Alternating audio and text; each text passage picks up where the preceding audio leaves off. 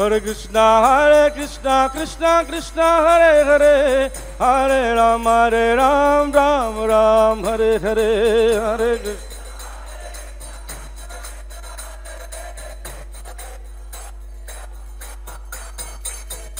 Hare Krishna Krishna Krishna Hare Hare, Hare Ram Ram Hare Hare.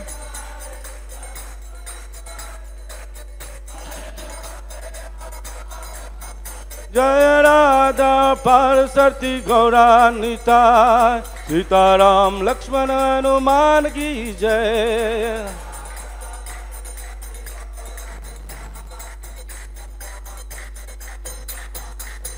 Jaya Jaya Prabhupada Prabhupada Prabhupada Prabhupada.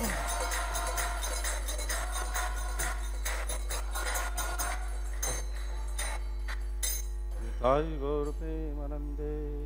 Jayom Vishnupad Paramhansa Parivajakacarya Ashtottar Tathasudvaing Re Sabhe Charnarvind Bhakti Vedanta Swami Srila Prabhupada ki, Shri Shri Radha Parthasarthi Bhagavan ki, Shri Shri Gaurata ki, Shri Sita Ram Lakshman Hanuman ki, Shri Shri Prahlad Narasimha Deva ki, Nitai Gaur Premanande. All glories to assembled devotees, Hare Krishna. All glories to assembled devotees, Hare Krishna. All glories to Shri Guru and Gauranga. Nitai Gaur Premanande. Jaya Jaya Shri Chaitanya Jaya Nityananda. Jaya Jaya Shri Chaitanya Jaya Nityananda. Jaya Dvaita Chandra Jaya Gaura Bhakta Vrinda. Jaya Dvaita Chandra Jaya Gaura Bhakta Vrinda. Jaya Jaya Shri Chaitanya Jaya Nityananda. Jaya Dvaita Chandra Jaya Gaura Bhakta Vrinda. Jaya Jaya Shri Chaitanya Jaya Nityananda. Jaya Dvaita Chandra Jaya Gaura Bhakta Vrinda. Shri Chaitanya Charitamrita आदि लीला अध्याय 14 प्यार संख्या 67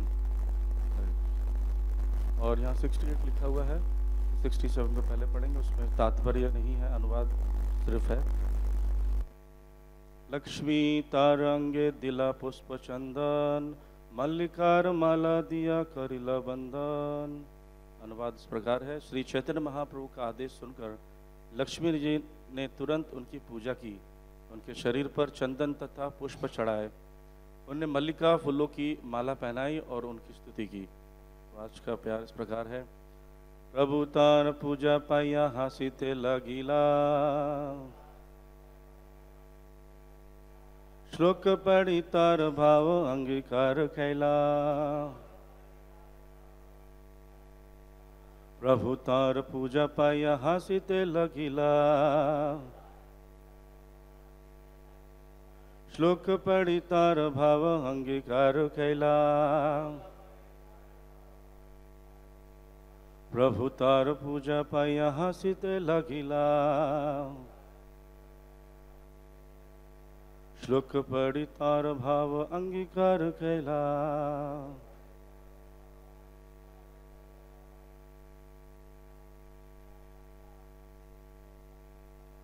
प्रभु तार पूजा पाया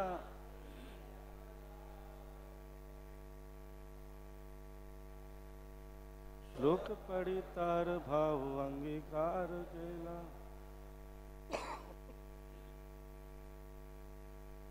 प्रभु तार पूजा पाया हासिते लगीला,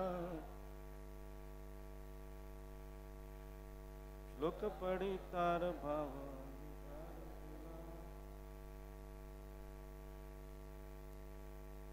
तार पूजा पाया हासिते लगीला,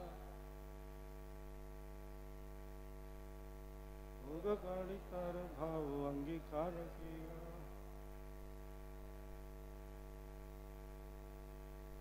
बहुतार पूजा पाइया हासिते लगीला श्लोक पढ़ी तार भाव अंगीकार केला प्रभु तार पूजा पाइया हसीते लगीला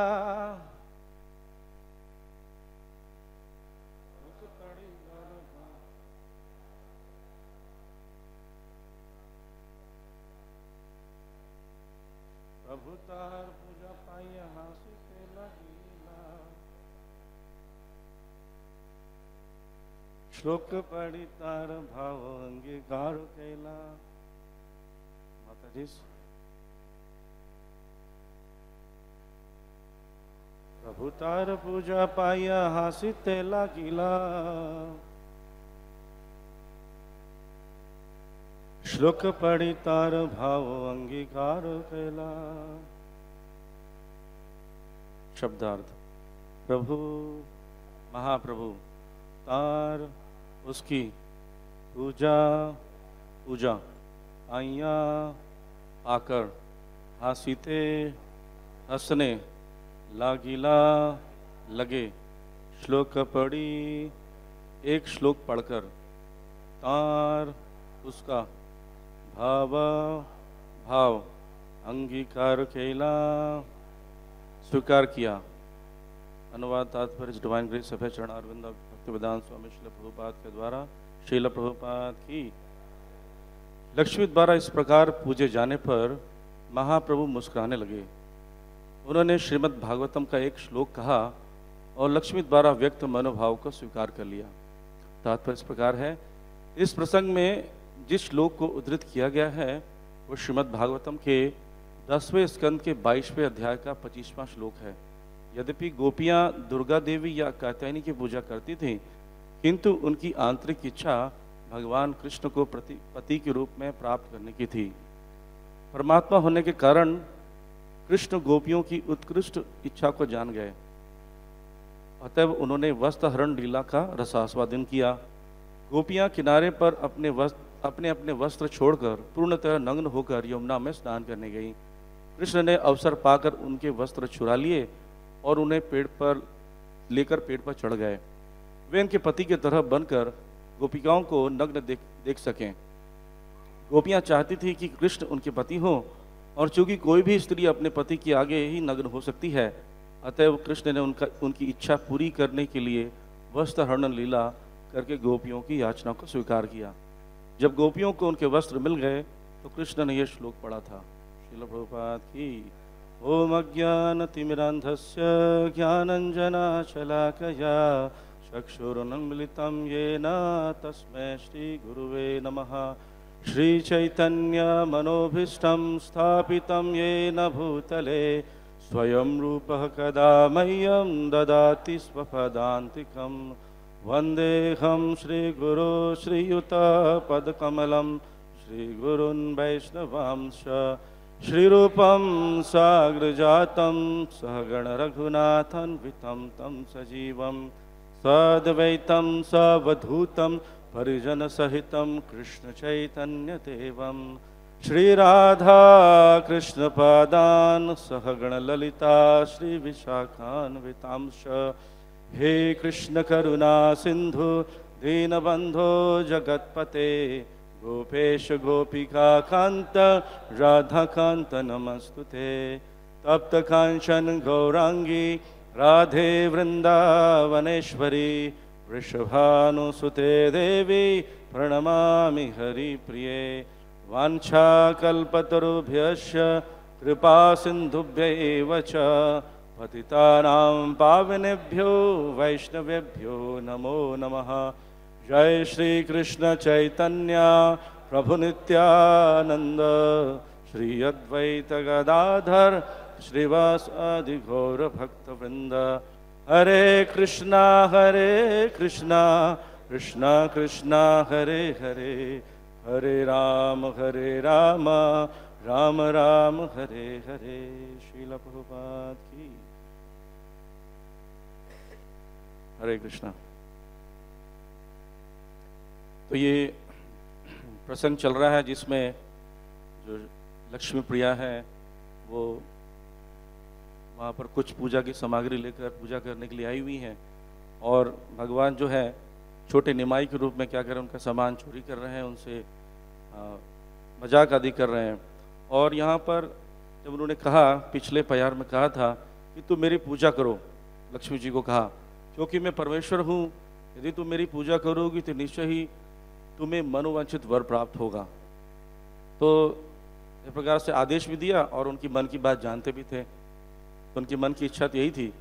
तो तुरंत ही आदेश सुनकर लक्ष्मी जी ने क्या किया, उन पर चंदन का लेप दिया उनको शरीर पर, और फूल चढ़ाए, और क्या किया, मल्लिका का माला पहनाई, उनकी स्तुति की।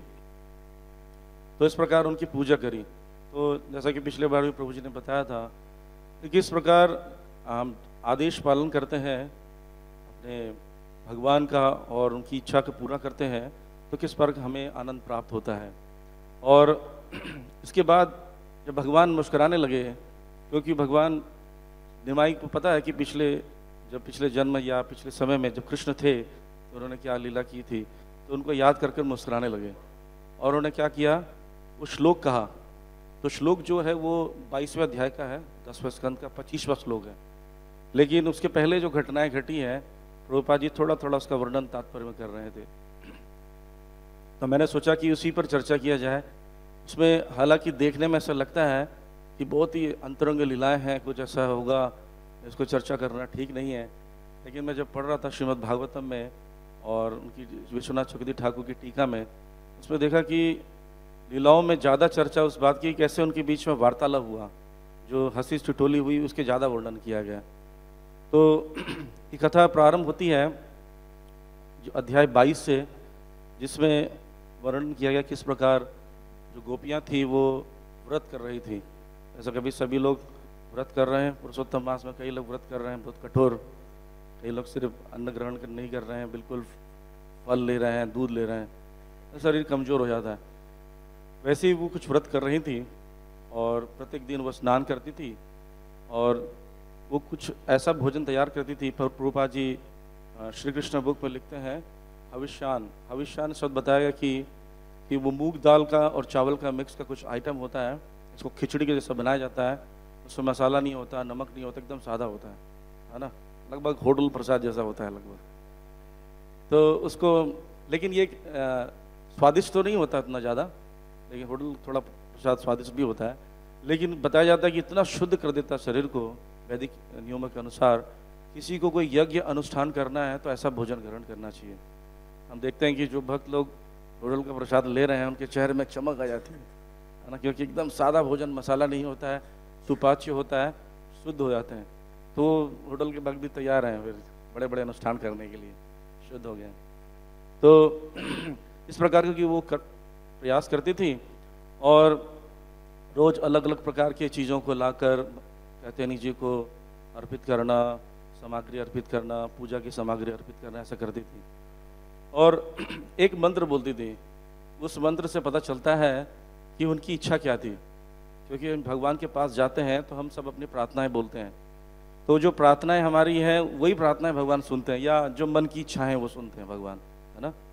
बाहर से हमें पता नहीं चलता कि हम भगवान के पास खड़े होकर वो व्यक्ति या एक वैष्णव या कोई भक्त क्या बोल रहा है, लेकिन भगवान अच्छी तरह जानते हैं कि उनके मन में क्या चल रहा है, वो क्या चाहते हैं। भगवान उनके मन की प्रार्थनाओं को पूरा करते हैं। तो क्या बोलती थी, कात्यायनी महामाय महायोगिनी अधीश्वरी नंद गोप सुतम देवी पति में कुरते नमः।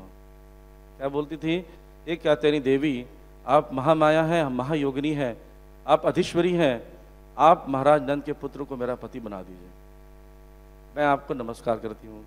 तो ये याचना करती थी। या अगर कोई बोले कि कात्यायनी जी का पूजा कर रही हैं, लक्ष्मी प्रिया जी पूजा करी देवी देवताओं का, तो ये देखने में लगता है कि ऐसा तो हम भी कर सकते हैं, क्या वो भक्त कर रहे थे। तो यहाँ पर स्पष्ट दिया गया है, नंद गोप सुतम देवी पति में कुरते नमः, यानी जो नंद के जो पुत्र हैं उनको पति बनाना मेरा, इसलिए पूजा कर रही हैं आपकी। ऐसा करके ये रोज मंत्र बोलती थी, रोज का नियम था। ऐसा करते करते क्या हुआ, पूरे महीने व्रत करते हुए अंतिम में एक महीना समाप्त हो गया और जब अंतिम दिन था, यानी महीने का अंतिम दिन था, तो जोर जोर से गायन करते हुए, एक दूसरे के हाथ पकड़ते हुए, एक वस्त्रों को उतार कर वो जल में प्रवेश करके स्नान करने के लिए। तो भगवान क्योंकि इतने जोर से पुकारा जा रहा है भगवान को, तो भगवान आएंगे ही आएंगे, है ना। 1 महीने तक पुकारा जाएगा और इतना व्रत करके बड़ी निष्ठा से और इच्छा से, शुद्ध इच्छा से, तो भगवान आते हैं। तो भगवान आए, भगवान आके क्या करते हैं, और साथ साथ में कुछ अपने ही फ्रेंड्स को भी लेकर आए थे, बहुत सारे 2-4 भक्तों को। विश्वनाथ चक्रवर्ती ठाकुर बोलते 4 मित्र थे, उनको लेकर आए थे, और 4 मित्रों के साथ किया कि आए और चुपके से उनके कपड़ों को उठाया और कदम के वृक्ष पर चढ़कर बैठ गए और उसको बांध दिया वहाँ पर कपड़ों को। तो बताते हैं कि उस समय विश्वनाथ चक्रवर्ती ठाकुर यहाँ तात्पर्य में लिखते हैं कि तात्पर्य बताया गया है कि इस प्रकार वो जो बच्चे थे साथ में, जो फ्रेंड्स थे, और उनकी उम्र थी 2-3 वर्ष की, ज़्यादा वर्ष नहीं थे, छोटे ही थे, तो सब आके वहाँ चढ़ गए और चढ़कर उन्होंने क्या किया, उनको बोलना शुरू किया गोपियों को। तो बहुत अच्छा वर्णन किया गया है विश्वनाथ चक्रवर्ती ठाकुर के द्वारा, और ये बहुत ही रोचक है। तो इसमें 9वें श्लोक से इसका वर्णन किया गया है, और बोलते हैं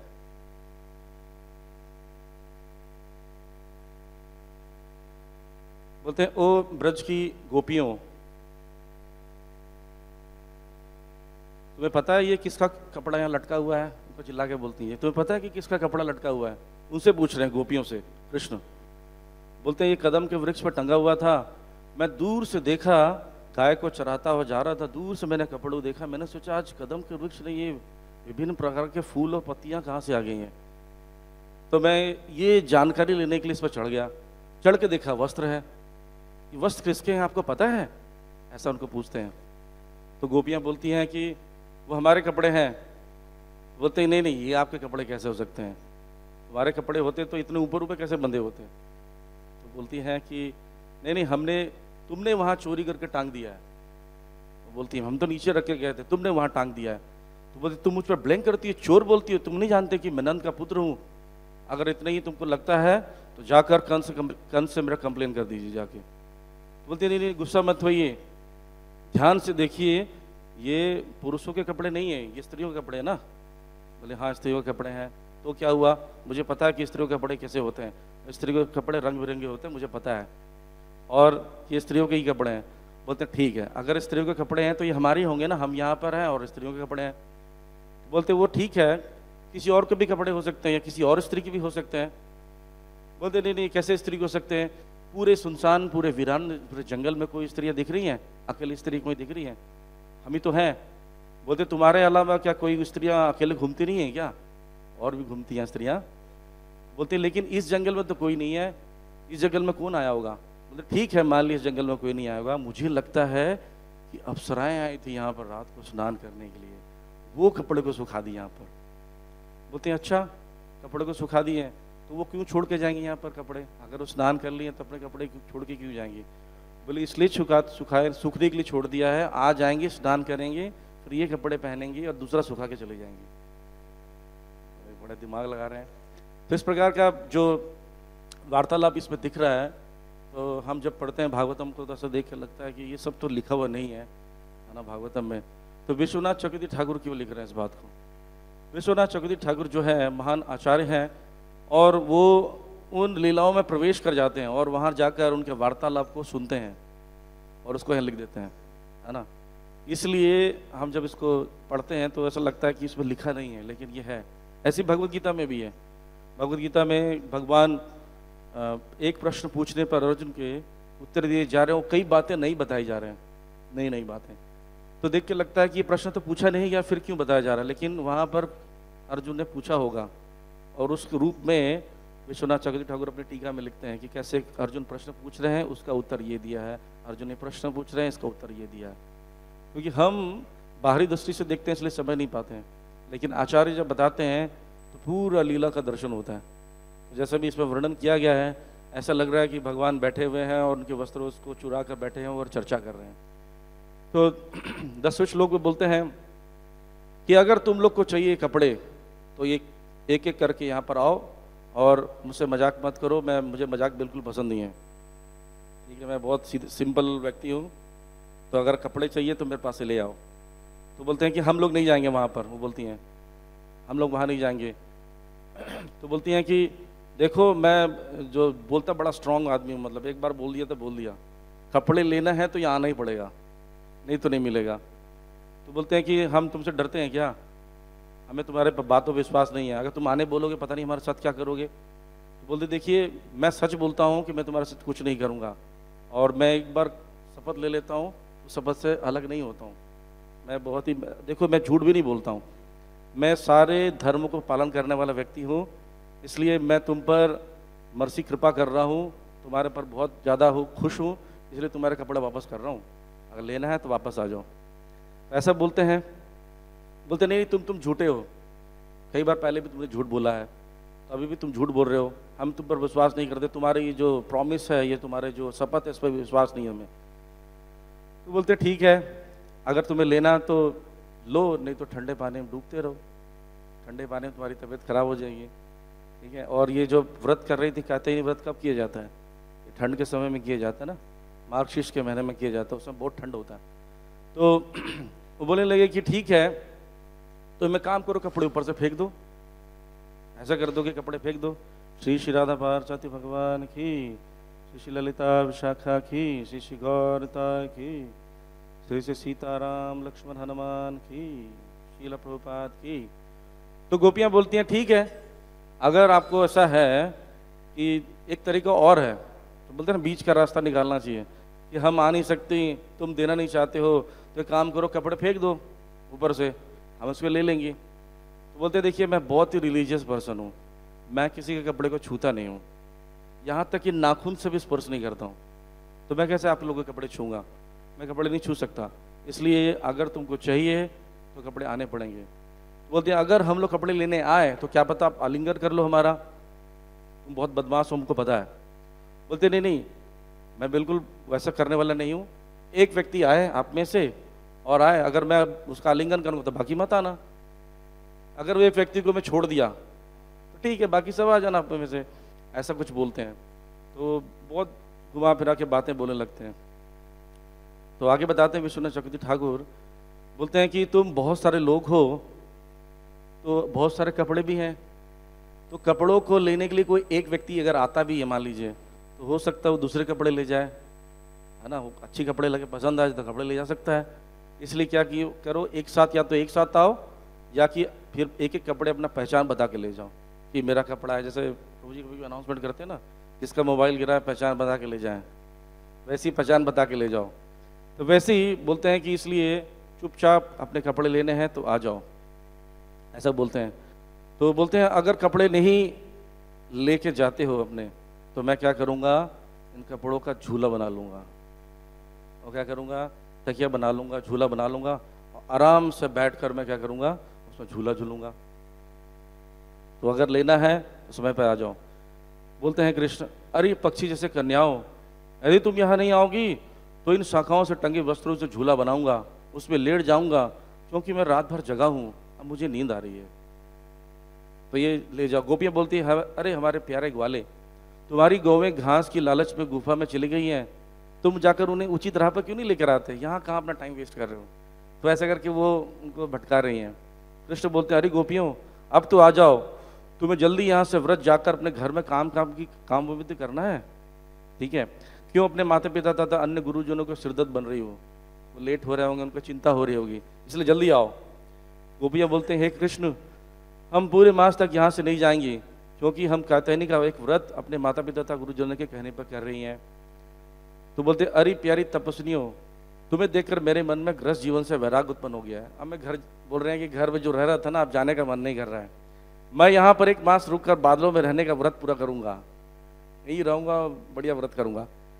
यदि तुम लोग मुझ पर दया दिखा सको तो मैं नहीं चाहकर तुम लोग के साथ उपवास पूरा कर सकता हूँ। तुम भी करना एक महीना, मैं भी करूँगा।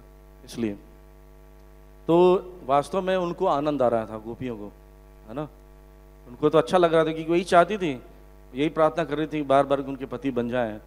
तो पति जैसे एक पति पत्नी से मजाक करते उस प्रकार का मजाक चल रहा है उनके बीच में, तो उनको आनंद आ रहा है, लेकिन बार लज्जावश भी है, लज्जा भी है, तो लज्जा के कारण वैसे बोल रही हैं। फिर बोलती हे कृष्ण, अन्यायी मत बनो, हम जानते हैं कि तुम नंद के माननीय पुत्र हो, व्रज का हर व्यक्ति तुम्हारा सम्मान करता है, तो किसी व्यक्ति से कुछ लेना होता है तो कभी कभी उसका थोड़ा तारीफ करना होता है है ना। जैसे किसी व्यक्ति से चाणक्य पंडित बोलते हैं और कुछ मनवाना हो तो उसको भोजन के लिए बुलाइए और खूब खिलाइए और खाते समय बोलिए कि हमारा एक छोटा सा काम था। बोले हाँ हो जाएगा, चिंता वाली बात क्या है, इसमें कोई टेंशन वाली बात नहीं, आप आदेश कीजिए। तो वैसे ही सम्मान करके वो बोल रही हैं, हमें भी तुम अत्यंत प्रिय हो, कृपा करके हमारे वस्त्र लौटा दो, हम ठंडे जल में कांप रहे हैं। गोपियों ने कहा, तो हे श्याम सुंदर, हम तुम्हारी दासियां हैं और तुम जो भी कहोगे हम करेंगी, किंतु हमारे वस्त्र हमें लौटा दो। तुम धार्मिक नियमों के ज्ञाता हो और तुम यदि हमारे वस्त्र को नहीं दोगे तो हम राजा से कह देंगी, मान जाओ। तो थोड़ा बहुत बोलती भी हैं। तो भगवान बोलते हैं, यदि तुम सचमुच मेरी दासियां हो और मैं जो कहता हूँ उसे वास्तव में करोगी, फिर अपनी अबोध भाव से मुस्कान भर के यहाँ आओ और अपने अपने वस्त्र चुन लो। भगवान अपनी चीज़ों पर अड़े हुए हैं, भगवान फिक्स हैं। देखिए ये जो प्रसंग है देखने में बाहरी दृष्टि से हमें लग रहा है कि भगवान की ऐसी लीलाएं हैं, अंतरंग लीलाएं हैं, देखने में लगता है, लेकिन ये सब से हमें शिक्षा मिलती है। जो भगवान ये सब बातें बोल रहे हैं, जो भगवान का स्वभाव है, भाव प्रकट कर रहे हैं, ये सब हमारे लिए प्रकट कर रहे हैं। और जो गोपियाँ प्रकट कर रही हैं वो सब हमें प्रकट करना है भाव, है ना। तो यहाँ वही बात बोल रहे हैं, यदि तुम मेरे कहने के अनुसार नहीं करोगी तो मैं तुम्हारे वस्त्र वापस नहीं दूंगा। यदि राजा नाराज भी हो जाए तो मेरा क्या बिगाड़ लेगा। कंस के बारे में बोल रहे हैं, कंस बिगड़ जाएगा तो प्रभुपाद जी बोलते हैं, जब गोपियों ने देखा कृष्ण दृढ़ और अटल बने हुए हैं तो उनके पास आज्ञा पालन करने के सिवाय और कोई चारा नहीं था। तो क्या करती, कांपती कांपती वो क्या करी, अपने कपड़े लेने के लिए उनके पास पहुंची। तो भगवान उनके शुद्ध भाव से प्रकट हो गए कि अपनी इज्जत को, उनके इज्जत के बारे में कुछ नहीं सोच रही गोपियाँ। वो क्या सोच रही हैं, कृष्ण की इच्छा को पूरा करना है, जो कृष्ण बोल रहे हैं।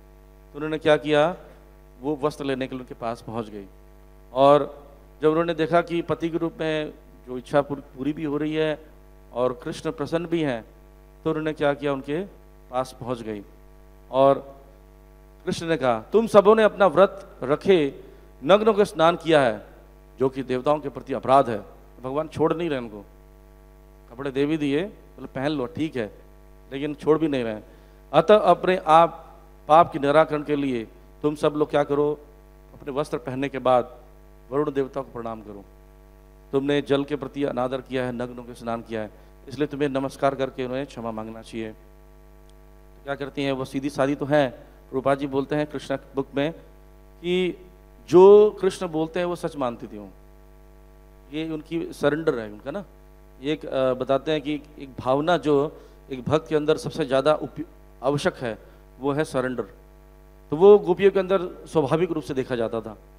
तो वो वरुण के कोप से अपने आप को बचाने तथा व्रत को पूर्ति के लिए अंततोगत्वा अपने आराध्य कृष्ण को प्रसन्न करने के लिए उन्होंने उनके आदेश का पालन किया।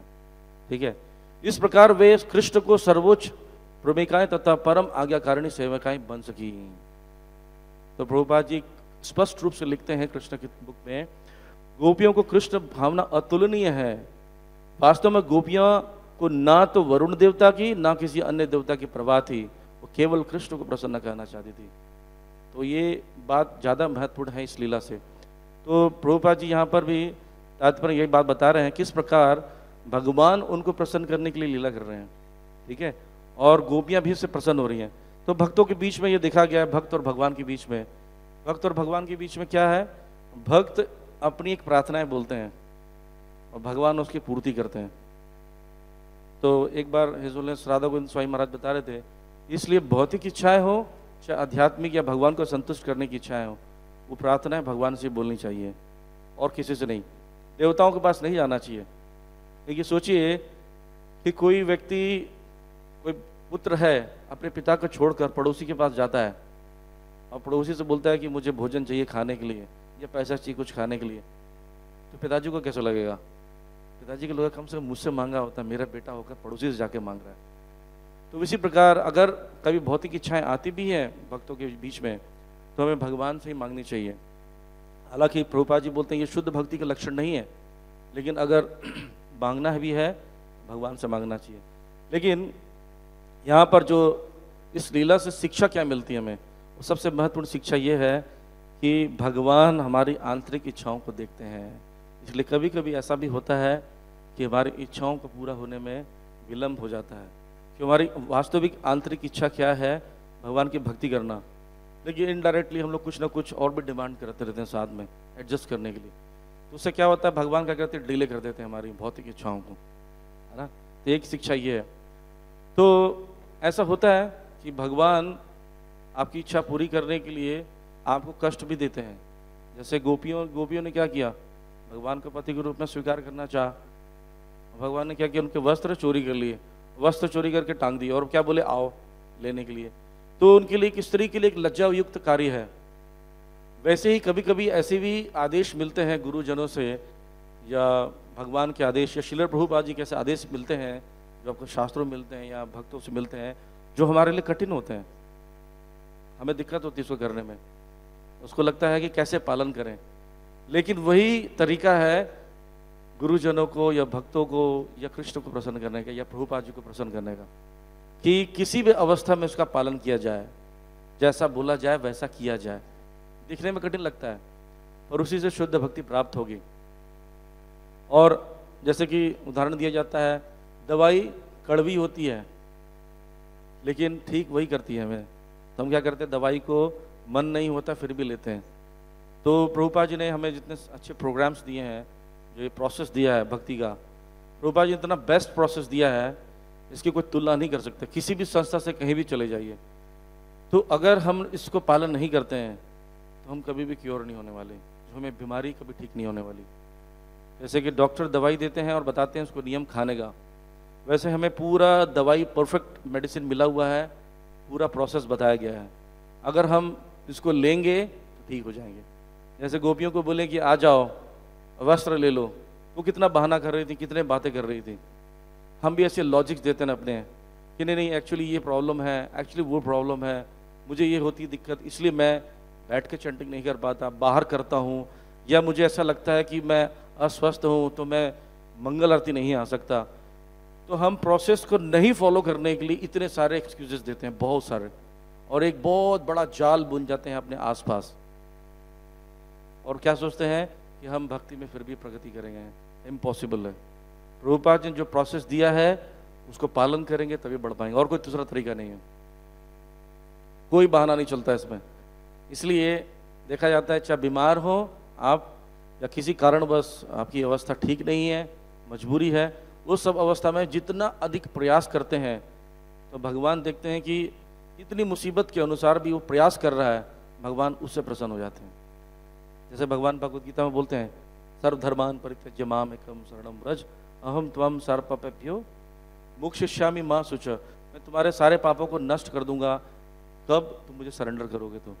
लेकिन उसके पहले क्या बोलते हैं भगवान, येषां त्वंत गतम पापम जनानां पुण्य कर्मणाम, जिन्होंने अपने सारे पापों का क्या कर लिया, अंत कर लिया है, वैसे लोग पुण्य आत्माएं दृढ़वत होकर मेरा भजन कर सकते हैं। तो दोनों कॉन्ट्राडिक्शन लगता है ना, एक तरफ बोल रहे हैं कि जो पाप को नष्ट कर लिए वो भजन करेंगे, दूसरी तरफ बोलते हैं मेरी भजन में या मुझे सरेंडर कर दीजिए, मैं तुम्हारे पाप नष्ट कर दूंगा। तो एक वैसी है ये इस प्रकार से भगवान शिक्षा दे रहे हैं। जैसे मान लीजिए कोई एक बच्चा, छोटा बच्चा जो चल नहीं पाता, बस रेंगता है जमीन पर, वो मल त्याग देता है, उसको मल त्यागना भी नहीं आता, तो कहीं भी मल त्याग देता है। तो माता क्या बोलती है कि नहीं आप अगली बार से यहाँ पर मल नहीं त्यागना, ये टॉयलेट है, ये वॉशरूम है, इसमें जाकर मल त्यागना, ठीक है। और अगर आपको आता है, आपको पॉटी फील होता भी है, तो मुझे बोलना, पुकारना, या फिर अंदर जाकर वॉशरूम में यूज़ करना। तो ऐसा माँ उसको डांटती है। तो ये है प्रयास करने के लिए इंस्ट्रक्शन, ठीक है। लेकिन वो बच्चा क्या करता है, प्रयास करता है कि जब उसको प्रेशर आता है तो वो कोशिश करता है, लेकिन बच्चा है इसलिए वो उसकी क्षमता नहीं है उसकी कि पूरा कार्य कर सके, वो सीख रहा है अभी। वो क्या करता है, कुछ दूर चलने के बाद मल त्याग देता है। जैसे ही मल त्याग देता है उसकी माँ पहुँच जाती है, क्या किया तूने, फिर मल त्याग दिया तूने। तो उस समय क्या करता है, वो बताता है कि माँ मैं असमर्थ हूँ, मम्मा मैं नहीं कर पाऊंगा, हाथ उठा लेता है। तब उसकी माँ क्या करती है, उसको गोदी में लेते, अच्छा अच्छा चलो मेरे बेटा मैं साफ कर देती हूँ, चिंता मत करो। तो वही ये भगवान ये बात इसलिए बोल रहे हैं कि पापों को नष्ट करके मेरा भजन करो, क्योंकि अगर ऐसा नहीं बोलेंगे, सिर्फ यही बात बोलेंगे सर्वधर्मान को त्याग दो, सभी धर्मों को त्याग कर मेरी शरण में आ जाओ, मैं तुम्हारे पाप नष्ट कर दूंगा, तो बोले ठीक है, हमें तो पाप से कुछ पाप से बचने की जरूरत नहीं है, बस सरेंडर कर दो। प्रयास नहीं करेंगे हम, तो भगवान प्रयास करने के लिए फोर्स करते हैं हमें। तो ये शिक्षा यहाँ से भी दे रहे हैं कि किस प्रकार प्रार्थना तो कर रही है कात्यायनी से गोपियाँ, उनको मिलने भी वाला था, लेकिन भगवान क्या करते हैं, सरेंडर बढ़ाने के लिए इस प्रकार का कार्य करते हैं, हमें मजबूर करते हैं, ऐसे मुसीबत में डालते हैं ताकि हम लोग सरेंडर बढ़ाएं अपना। भगवान को बहुत प्रिय है ये शरणागति, सरेंडर सबको प्रिय है। आप किसी व्यक्ति को सरेंडर करते हो, उसको अच्छा लगता है। आप किसी व्यक्ति के पास जाते हो, प्रभु जी आप जो बोलेंगे हम करेंगे, आपके बिना हम कुछ और कार्य नहीं करेंगे, आप जैसा बोलेंगे वैसे ही करेंगे, तो अपने आप ही व्यक्ति को अच्छा लगता है कि कितना सरेंडर का मूड है। तो व्यक्ति को अच्छा लग सकता है तो भगवान को क्यों नहीं अच्छा लगेगा। तो इसीलिए शरणागति हमारे ज़्यादा महत्वपूर्ण कार्य है। तो 26 जो गुण वैष्णव के बताए गए हैं, उसमें प्राथमिक है कुछ और कुछ क्या है, गौण है, सेकेंडरी है। जो प्राइमरी क्वालिटीज में से 26 में से एक क्वालिटी जो है प्राइमरी है, बाकी सब सेकेंडरी है। वो क्वालिटी क्या है, शरणागति, सरेंडर। अगर हम सरेंडर कर देते हैं हर चीज में एक ऐड कर देते हैं, हर एक्टिविटी में, हर कॉन्शियसनेस में, हर फीलिंग्स में शरणागति, तो बाकी सब क्वालिटीज हैं, ह्यूमिलिटी, टॉलरेंस, दक्षता, सब आपके अंदर आ जाएगा। लेकिन ये शरणागति ही सबसे कठिन कार्य है, लेकिन यही करना है हमें। तो यही बात बता रहे हैं कि शरणागति को भगवान पसंद करते हैं और गुरुजी भी यही चाहते हैं, इसलिए बार बार प्रोसेस को फॉलो करने के लिए बोला जाता है। जैसे ही प्रोसेस के लिए या किसी व्यक्ति के इंस्ट्रक्शंस के लिए, गुरु के या भगवान के इंस्ट्रक्शन के लिए हम सरेंडर करते हैं, हमारे लिए सब कुछ कार्य धीरे धीरे सरल हो जाता है सरेंडर करने से ही। तो बताया जाता है कि कोई व्यक्ति क्यों नहीं प्रगति कर पा रहा है। जैसे कई भक्त लोग पूछते हैं, प्रभु जी हम भक्ति कर रहे हैं पर हम दुखी हैं। कई लोग बोलते हैं, प्रभु जी कुछ आनंद नहीं आ रहा है। ऐसा कारण क्या है? भक्ति में आनंद नहीं आने का कारण यही है कि हम भक्ति ठीक से नहीं कर रहे हैं, है ना। जो जितना प्रतिशत भक्ति कर रहा है उतना प्रतिशत वो आनंद में है। जैसे एक बचपन में कथा हम लोग सुनते थे, सत्य और असत्य कथन। एक बुढ़िया बचपन में मर गई। एक बुढ़िया बचपन कैसे मर सकती है ना। एक बुढ़िया बचपन में नहीं मर सकती, वो बुढ़िया होगी तो फिर वो बचपन में कैसे मरेगी। वैसी एक कृष्ण भक्त उदास, उस कृष्ण भक्त उदास नहीं हो सकता। ठीक है, मैं भक्त हूं और दुखी हूं, या तो भक्त हैं या फिर दुखी हैं, दोनों अलग अलग हैं। भक्त दुखी नहीं हो सकता। दुखी होने का मतलब है कहीं हम लोग ठीक से भजन नहीं कर पा रहे हैं। तो कोई बोल सकता है, प्रभु जी जब हम लोग जैसे कई बार भजन देखते हैं वैष्णव के, आमी बड़ी दुखी बोलते हैं, मैं बहुत दुखी हूँ भगवान अपनी शरण में लीजिए। वो किस प्रकार का? वो एक प्रकार से दैन्य बौद्धिका प्रार्थना है। वो भगवान से भक्ति प्राप्त करने के लिए दुखी है, इस संसार से दुखी नहीं है। यहाँ से निकलने के लिए, भगवान के पास जाने के लिए दुखी है। वो यहाँ रहना नहीं चाहता, उसकी इच्छा है भगवान की भक्ति करना, उसलिए दुखी है। पर हम लोग अपनी समस्याओं से दुखी है, अपने अनर्थों से ही दुखी हैं। इसलिए बोला गया है कि कृष्ण भक्त अगर दुखी है, इसका मतलब प्रोसेस को ठीक से फॉलो नहीं कर रहा है ना। हम लोग सुनते हैं ना, एक बार मैंने मुंबई में सुना था, कृष्ण का दास बिंदास, माया का दास उदास। जो माया का दास होते हैं वो जो उदास होते हैं, कृष्ण के दास बिंदास होता है। बिंदास का मतलब उसको चिंता नहीं होती, चिंता यही होती है कि कृष्ण कैसे प्रसन्न हो, बस एक ही चिंता होती है उसको। ठीक है। और प्रभुपाद जी एक जगह मेंशन करते हैं कि जिनको कृष्ण का पूर्ण ज्ञान हो जाता है, तो वो व्यक्ति पूर्ण ज्ञान जैसे ही प्राप्त हो जाता है तुरंत अपने आप को समर्पित कर देता है और विनम्रता उसके अंदर आ जाती है। और जैसी विनम्रता उसके साथ आ जाती है तो वो किसी भी इंस्ट्रक्शन को जो गुरु के द्वारा, कृष्ण के द्वारा या प्रभुपाद जी के द्वारा मिला हुआ है, उसका पालन करने में उसको कठिनाई नहीं होती। लेकिन किसी को बहुत ज्ञान हो गया है, बहुत शास्त्रों का अध्ययन कर लिया है और विनम्रता नहीं है उसके अंदर, तो वैसे ही है जैसे कि कोई व्यक्ति ड्रामा करता है तो ड्रेस पहन लेता है, ड्रेस पहन लेता है ड्रामा करता है, लेकिन अंदर से वो व्यक्ति कोई और है और ड्रामा किसी और चीज कर रहा है। तो वैसे ही अगर हमें वास्तविक ज्ञान हो गया है तो विनम्रता बढ़नी चाहिए, सरेंडर बढ़ना चाहिए। तो वास्तविक ज्ञान का यही है। और ये वास्तविक ज्ञान जो होता है वो हृदय प्रकाशित। जैसे एक महाराज बोलते हैं, ललित माधव के जो गुरु महाराज हैं, उनका नाम क्या है, वेद व्यास प्रिय स्वामी महाराज। तो वो महाराज बोलते हैं कि दिव्य ज्ञान हृदय प्रकाशित होता है, खोपड़ी में प्रकाशित नहीं होता है। महाराज बोलते हैं दिव्य ज्ञान हृदय प्रकाशित होता है। जब सरेंडर करेंगे तो दिव्य ज्ञान अपने आप प्रकाशित होगा, दिव्य ज्ञान अपने आप प्रकाशित होगा तो सरेंडर ऑटोमेटिकली और बढ़ जाएगा। सरेंडर करने से सारी चीजें होती हैं। और एक कथा आती है, मध्वाचार्य बताते हैं कथा। सर्वजन नाम का एक व्यक्ति था जो भविष्यवाणी करता था। तो एक व्यक्ति से मिलता है और उसे बोलता है कि आपके पिता जो है बहुत ही बड़ा धन आपके घर में ही किसी स्थान पर छुपा गए हैं, और चूंकि वह विदेश में उनका देहांत हो गया है इसलिए आपको शायद बता नहीं पाए, पर मैं भविष्यवाणी से पता करके बता रहा हूँ कि आपके घर में वो धन है। वो धन जो है पूर्व दिशा की ओर है। वो धन को खोदोगे तो मिल जाएगा वहाँ पर। धन गाड़ के, पुराने जमानों में धन को जमीन में गाड़ दिया जाता था घर के पास। तो बोलते हैं लेकिन आप पश्चिम दिशा की ओर जाओगे तो वहाँ पर एक यक्ष है, जो यक्ष बैठा हुआ है इसी धन की रक्षा करने के लिए, लेकिन वो बैठा हुआ कहाँ? पश्चिम दिशा की ओर। वो आपको मार देगा। अगर आप दक्षिण दिशा की ओर जाओगे वहाँ एक भयानक जहरीला बिच्छू बैठा हुआ है, वो आपको डंक से मार देगा। और उत्तर दिशा की ओर जाओगे तो वहाँ पर देखोगे कि एक छोटे सांप को एक बड़ा सांप खा रहा है। तो इसलिए सिर्फ पूर्व दिशा की ओर जाना। तो इसका तात्पर्य में बताते हैं कि जो पश्चिम दिशा की ओर यक्ष है, वास्तव में बताया गया वो एक प्रकार का मनोधर्मियों के द्वारा जो व्याकुलता है, मनोधर्मी जो अपने मर्जी से सब कुछ भी करना चाहते हैं, मेंटल स्पेकुलेटर्स होते हैं, उनका जो फ्रस्ट्रेशन होता है उसकी तुलना की गई है। अगर हम मेंटल स्पेकुलेशन करके कुछ करना चाहेंगे तो हमेशा फ्रस्ट्रेशन होगा, हमारा नुकसान ही होगा।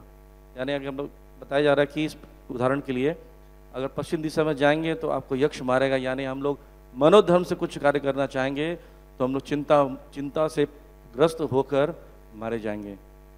और दक्षिण दिशा में जो जाते हैं जहरीला बिच्छू है, बताते हैं वैदिक कर्मकांड के समान है। वैदिक कर्मकांड को अगर हम लोग पालन करेंगे उसी में फंसते जाते हैं, एक साइकिल बन जाता है। कर्मकांड को पालन करते करते करते करते करते इतना फंस जाते हैं उसमें, फिर भी गलतियां होती हैं, उसमें गलतियां इतनी होती है कि उसका रिएक्शन भी हमको लेना पड़ता है। और उत्तर दिशा में बताया गया जो छोटे सांप को बड़ा सांप खा रहा है, वो प्रकार से एक बड़ा सांप जो है भगवान से एकाकार होने की जो भावना है निर्विशेषवादियों का। छोटा सांप कौन है? वो जो व्यक्ति है जो एक कार्य करना चाह रहा है ना। तो बड़ा सांप छोटे सांप को खा रहा है, मतलब एकाकार होने की जो भावना है उस व्यक्ति को ही निकल जा रहा है कि जो सेल्फिश है, खुद का अपना उद्धार करने के लिए एकाकार होना चाह रहा है। तो बता रहे ये सब छोड़कर हमें पूर्व दिशा की ओर जाना है। और वो भविष्यवाणी जो बताने वाला व्यक्ति कौन है?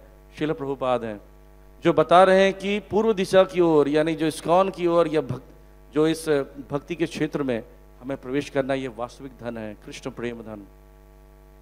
ठीक है, इसकी ओर जाना है। तो जब हम इतना छुपा हुआ धन जो हमें हमारे गुरुजनों के द्वारा बताया जा रहा है, इसको अगर नहीं मानते हैं, इसका पालन नहीं करते हैं, तो हम लोग वास्तव में एक दिन फंस जाएंगे। तो यही बताया जा रहा है कि किस प्रकार कि गुरु के आज्ञा का पालन करना चाहिए।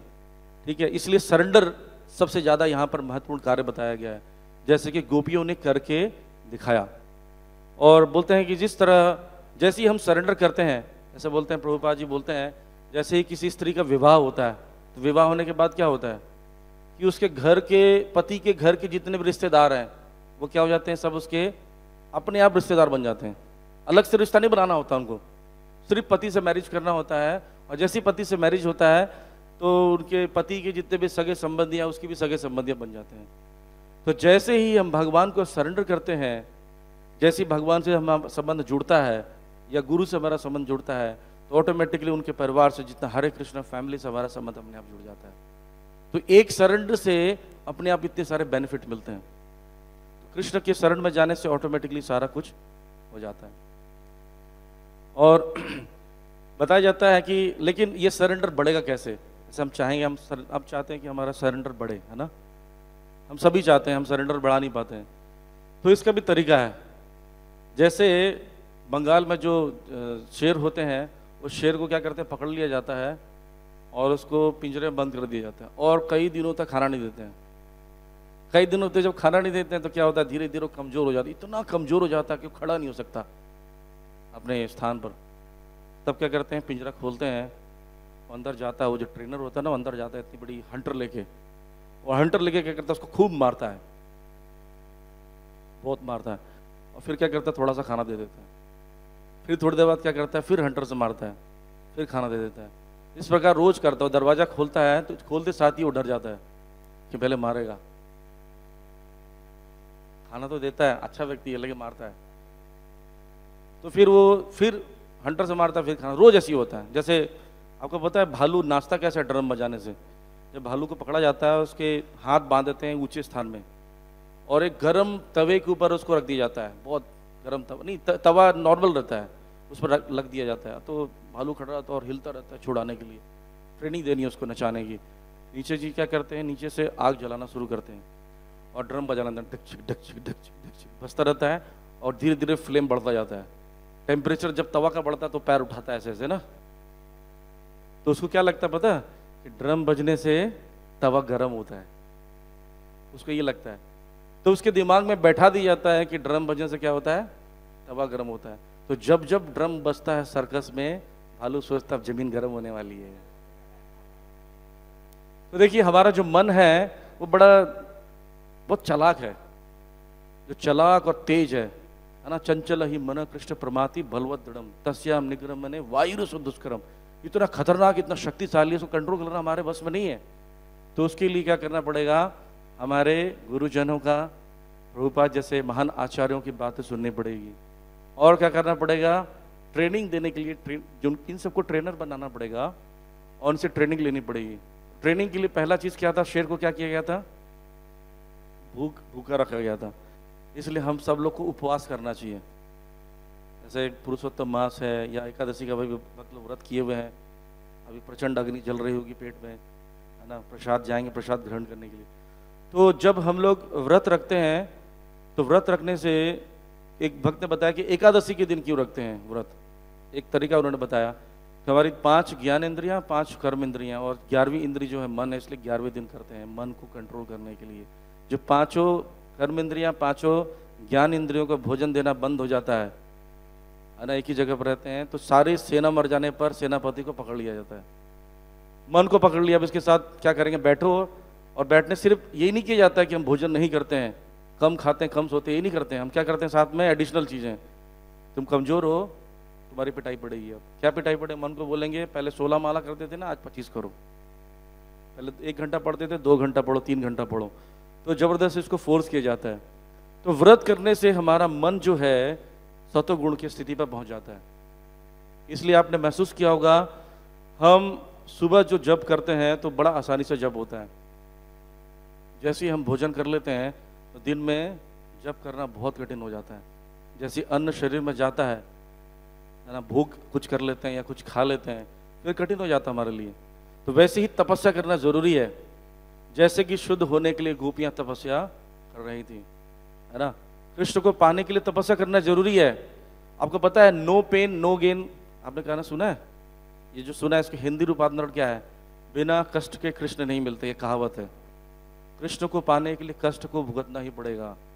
लेकिन हम सोचते हैं कि प्रभुपाद जी ने कहा है कि नाचो गाओ खाओ और क्या चले जाओ, भगवत धाम चले जाओ। बीच में वो भूल जाते हैं, वो जो ऑस्टेरिटी तपस्या है, चैंटिंग है, बैठ के एक जगह 2 घंटा करना है, ये वास्तव में है हमारे लिए। तो तपस्या करना जरूरी है। तपस्या जब करेंगे तब जाके हमें कुछ प्राप्त होगा। और तपस्या के लिए बहुत ज़्यादा जरूरी क्या, चेस्टिटी, नियम, जैसे इंटीग्रिटी होना चाहिए। क्योंकि हम तपस्या कर रहे हैं, हरे कृष्ण मंत्र जप कर रहे हैं, 4 नियम का पालन कर रहे हैं, पर्सनली चेक करने के लिए बहुत कम लोग आपके पास आएंगे। इसके लिए चेस्ट होना पड़ेगा, ईमानदार होना पड़ेगा। भक्ति में ईमानदारी बहुत ज़रूरी है। अगर हम ईमानदार नहीं है तो हम भक्ति नहीं कर सकते। जैसे कि सावित्री की कथा आती है, वो बहुत ज़्यादा चेस्ट वाइफ थी, तो उनके पति का देहांत हो गया। तो पति की आत्मा को लेकर यमराज जी जा रहे थे, उनके पीछे पीछे चले गई हम लोग। तो यमराज ने कहा पीछे क्यों आ रही, पीछे मत आओ। बोलते मेरे पति जा रहे हैं, मैं पति जहाँ जाएंगे वहीं जाऊँगी। बोलते नहीं नहीं ऐसे नहीं तुम आ सकती।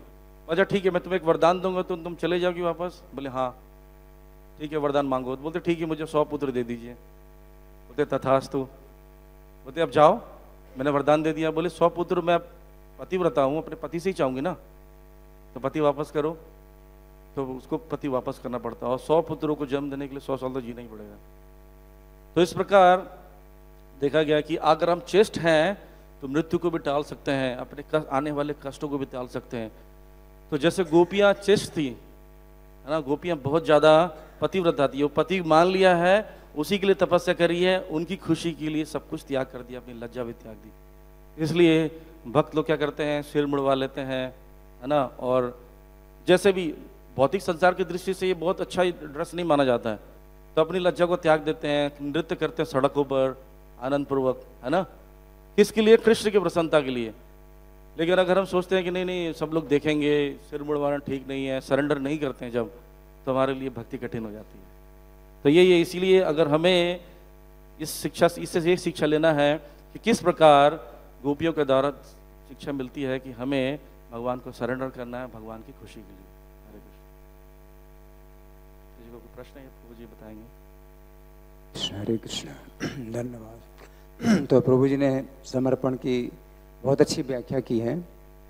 तो आज का जो ये प्रसंग चल रहा है, इसमें हम देखते हैं कि गौरांग लीला में वो अंतर है, कृष्ण की लीला से गौरांग लीला में अंतर है कि भगवान कृष्ण जैसे